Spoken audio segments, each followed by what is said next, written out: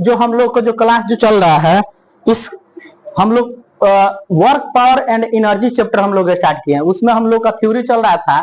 इसके पहले हम वर्क का डिफिनेशन पढ़ाए थे। वर्क का डिफिनेशन पढ़ाया था ना, क्या पढ़ाए थे वर्क का डिफिनेशन? यानी किसी वस्तु पर जब हम लोग 90 डिग्री से अधिक उसका मान आता है तब हम लोग उसको वर्क कहते हैं कि वर्क हो रहा है। 90 डिग्री आएगा तो वर्क हम लोग को क्या हो जाएगा? जीरो हो जाएगा। ठीक है ना। अभी देखिए जो हम लोग को उसका हम लोग एक्सप्लेन कर चुके हैं। आप यूट्यूब चैनल पर जाकर देख सकते हैं या मेरे जो वीडियो देखते होंगे वो यूट्यूब चैनल पर मेरा सर्च कर सकते हैं। वर्क और एनर्जी एक टॉपिक था, उसको मैं पढ़ाया हूं। उसमें कुछ टॉपिक है।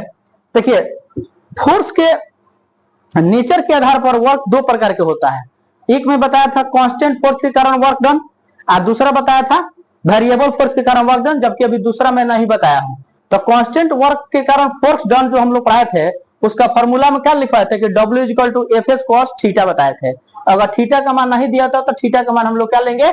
जीरो लेंगे। बताए थे ना? बोलिए बताए थे ना? बोलिए यस या नो, तेज बोलना है। तो अब देखिए उसमें एक थ्योरी है, आई बात समझो ना। उसमें एक थ्योरी है। थ्योरी कह रहा है कि यदि m द्रव्यमान का एक वस्तु रखा है, देखिए इस सरफेस पर m द्रव्यमान की एक वस्तु रखा गया है, और उस वस्तु पर बल लगने से, देखिए उस वस्तु पर जैसे ये बल लग रहा है, एफ लगा है, फोर्स लगा ना, जैसे बल लग रहा है तो वह वस्तु x डिस्प्लेसमेंट प्राप्त कर लेते हैं। देखिए यहाँ है वह वस्तु यहाँ जा रही थी, यानी इसके बीच के दूरी जो होगा उसको हम लोग डिस्प्लेसमेंट बोलते हैं। क्या बोलते हैं? डिस्प्लेसमेंट, विस्थापन कहते हैं हिंदी में। क्या बोलते हैं इसको हिंदी में? विस्थापन। बोलिए तेज, क्या बोलते हैं? विस्थापन। समझ में आ रहे ना? तो कह रहा है कि बताए कि फ्रिक्शन के कारण, फ्रिक्शन मतलब होता है घर्षण, जो आपको मैंने इसके पहले चैप्टर पर पढ़ा चुका हूं। घर्षण चैप्टर खत्म कर दिया हूं कि नहीं? कह रहा है कि बताए कि फ्रिक्शन के कारण वर्क डन, यानी जो हम लोग घर्षण लग रहा है ना, तो उस पर जो कार्य हो रहा है, कह रहा है कि बताए उसका मान क्या होगा। ठीक है ना। जबकि आपको मैं इसके पहले भी बताया थे कोएफिशिएंट ऑफ काइनेटिक फ्रिक्शन को हम लोग म्यू के द्वारा सूचित करते हैं, बताए थे कि नहीं? तो देखिए अब देखिए इस पर क्या हो रहा है, ये जो वस्तु है इस पर नॉर्मल फोर्स लग रहा है। नॉर्मल फोर्स लग रहा है। नॉर्मल फोर्स किसे कहते हैं? कि जिस वस्तु पर लंबवत बल लग रहा है, यानी वो वस्तु कार्य दे रहा है, वो वस्तु यानी जो बल है उस बल के द्वारा वस्तु को ऊपर की ओर बल लग रहा है। लेकिन आपको बताया था कि ग्रेविटी फोर्स किसे कहते हैं? कि जिस बल द्वारा वस्तु अपने नीचे, पृथ्वी अपने नीचे की ओर खींचती है उसको ग्रेविटी फोर्स कहते हैं। कहते हैं कि नहीं? यस या नो? बोलिए। तो देखिए उस स्थिति में जैसे वो वस्तु ऊपर फेंक रहा है, इस वस्तु को ऊपर खींच रहा है, तो ये वस्तु कुछ ना कुछ वस्तु नीचे भी आएगा, ग्रेविटी फोर्स अपना बल लगाएगी। तो जैसे वो बल लगा रही है तो वो वस्तु नीचे आ रही है, तो उस वस्तु का मान m है और द्रव्यमान है, और वस्तु ग्रेविटी के कारण नीचे की ओर खींच रही है। तो उस स्थिति में नॉर्मल फोर्स का मान हमारा देखिए लिखा है चित्र से, किसे लिखा है? चित्र से। नॉर्मल फोर्स n = क्या होता है? mg में बताया था, फॉर्मूला बताया था ना। n = क्या होता है? mg। तो लिखेंगे फ्रिक्शन, तो फ्रिक्शन Fk = क्या होता है? उसका फॉर्मूला म्यू के इंटू n होता है ना। बोलिए होता है कि नहीं? यस या नो? तो देखिए म्यू के का मान म्यू के रहेगा, n का मान फलानवा दिया है, mg दिया है, तो फलानवा का मान mg रखा गया। जबकि लिखा है कि इसलिए चूंकि हम लोग n = क्या होगा? mg, तो n का मान रखवा दिए हैं, तो Fk का वैल्यू हम लोग क्या हो गया? म्यू के इंटू mg। बोलिए क्या होता है? म्यू के इंटू mg। आई बात समझ में कि नहीं? तो अगेन लिखे हैं फिर से वी नो मतलब क्या है? हमको जानते हैं, हम जानते हैं कि तुम जानती हो, हम जानते हैं। ठीक है ना। तो देखिए वर्क डन W = क्या होगा? FS cos theta. बताए थे कांस्टेंट फोर्स के कारण वर्क डन का value W = FS cos theta. अब थोड़ा ध्यान दीजिएगा बोर्डवा में, थीटा = 180 डिग्री लिए है कि नहीं? तो देखिए हम क्या कर दिए हैं, एफ का वैल्यू देखिए यहाँ पर एफ का वैल्यू दिया है, एफ के का वैल्यू, तो इसको हम लोग एफ के मान लीजिए। ठीक है ना। तो एफ के का वैल्यू देखिए यहाँ म्यू के, हम लोग क्या कर रहे हैं म्यू के और क्या दिया है? mg।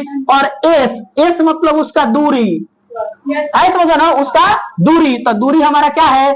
x है, तो x के जगह हम लोग क्या कर लिए? x, और cos थीटा है तो cos थीटा। आई बात समझ में कि नहीं? यस या नो?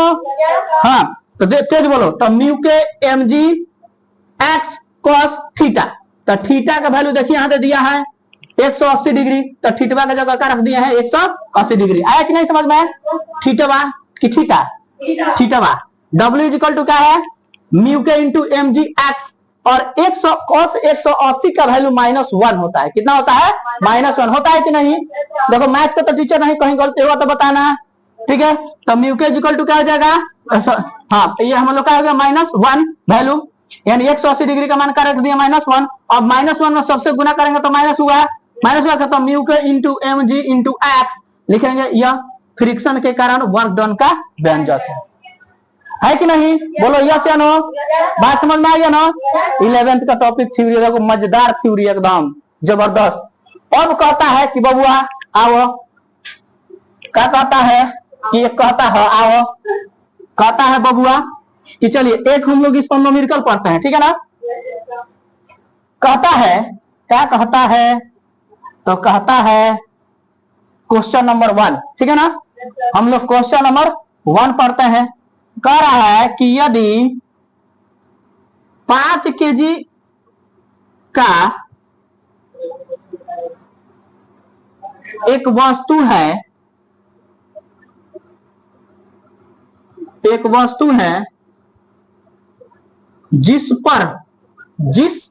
और पर एक्सटर्नल फोर्स लगाने से एक्सटर्नल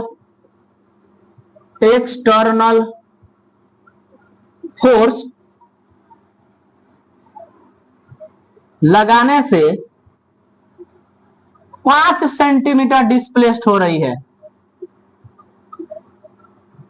डिस्प्लेस हो रहा है, तो यह बताएं कि फ्रिक्शन के कारण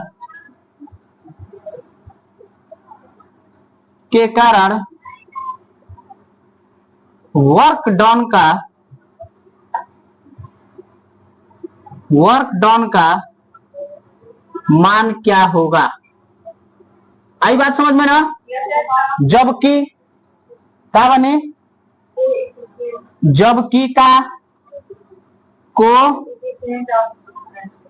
कोएफिशिएंट ऑफ काइनेटिक फ्रिक्शन, यानी हम लिख देंगे एफ की इक्वल टू 0.2, सॉरी म्यू के इक्वल टू होगा बनी, म्यू के इक्वल टू क्या होगा? 0.2, ठीक है ना बनी? ये हम लोग का वैल्यू है, ठीक है? तो देखिए क्या देखें, फिगर से समझा दे कि विदाउट फिगर के द्वारा? फिगर के द्वारा। चलिए इस फिगर को हम लोग देखते हैं, ठीक है ना? देखते हैं कि कैसन है, गोर है कि सुंदर है कि करिया है कि लल है कि ललकी पियर की और हनिया वाली है क्या? चलिए कोई बात नहीं है। एगो गीत आया था पियर फराक वाली, आया था ना, बस उसको क्या हुआ था, वो गीतवा को वायरल हो गया था लोग, ठीक है ना? देखिए यहां पर थोड़ा ध्यान दीजिएगा, ये जो वस्तु है ना, ये बाबू 5 kg की वस्तु है, ठीक है ना? और जैसे इस वस्तु पर बाहर से बल लग रहा है ना, यानी जैसे इस वस्तु पर बाहर से बल लग रहा है, तो यह वस्तु उठकर यहां आ जा रही है, समझ में आ रहा है ना? और जो कह रहा है कि इसके बीच के जो डिस्प्लेसमेंट एक्स हो रहा है वो 5 सेंटीमीटर हो रहा है ना? तो कह रहा है क्या, जबकि कहता है कि इसका म्यू के यानी कोफिशिएंट 0 कितना दिया है? 2 दिया है। तो कहता है कि बताएं कि इस पर जो कामुआ हो रहा है, इसमें बीच में जो घर्षणवा उत्पन्न हो रहा है, उस घर्षणवा के और आपकी वर्क डन का होगा, है ना? आया ना समझ में तुमको? बोलो ना, नहीं आ रहा है का? बने डिस्प्लेसमेंट हो रहा है, वस्तु जा रही है वहां से वहां तक, जैसे उस पर हेत या धाका लगाओगी तो हेत यह हो जाएगा, समझ रहा ना? तो उसके बीच में जो फ्रिक्शन उतरा है ना, फ्रिक्शन समझ आता है? फ्रिक्शन जिसको घर्षण कहता है, उसका कह रहा है कि बताइए कि उसके द्वारा वर्क डन क्या होगा, यानी काम कितना करेगा, ठीक है ना? तो देखो लिखेंगे गिवन, पहले लिखेंगे सॉल्यूशन में लिखेंगे गिवन, क्या लिखेंगे? गिवन।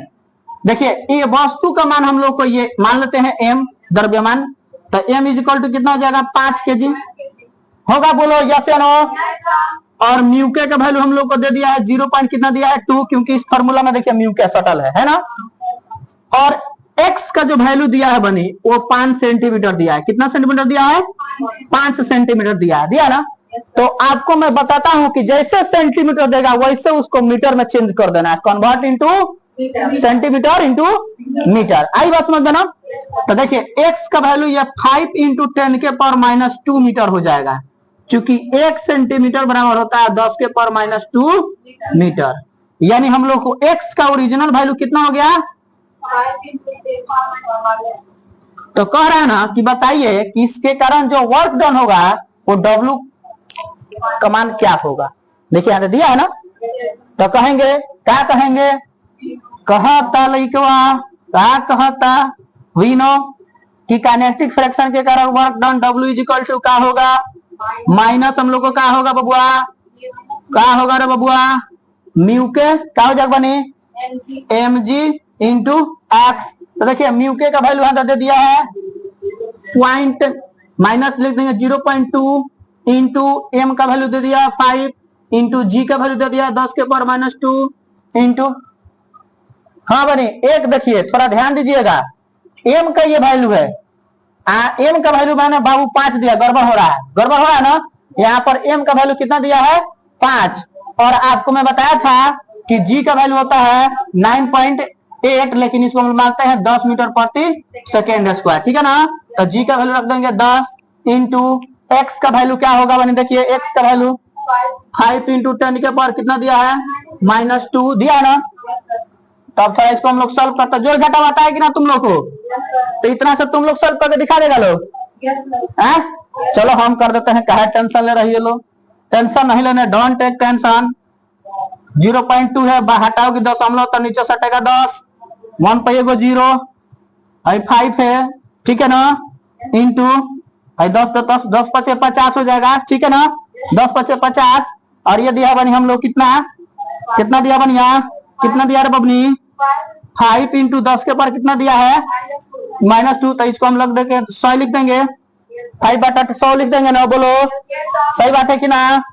एगो 0 से 1 0 खत्म कि ना, तो देखो 5 दूना 10 और 10 पचे 50 बट्टा कितना होगा 10 दैया 100, एगो 0 से 1 0 खत्म, तो हो जाएगा बनी कितना हो जाएगा 0.1 होगा, 0.2 होगा, 5 दूना 10 होगा ना। तो हम देखो माइनस आया तो माइनस सटले आएगा, तो W इज इक्वल टू क्या हो जाएगा 0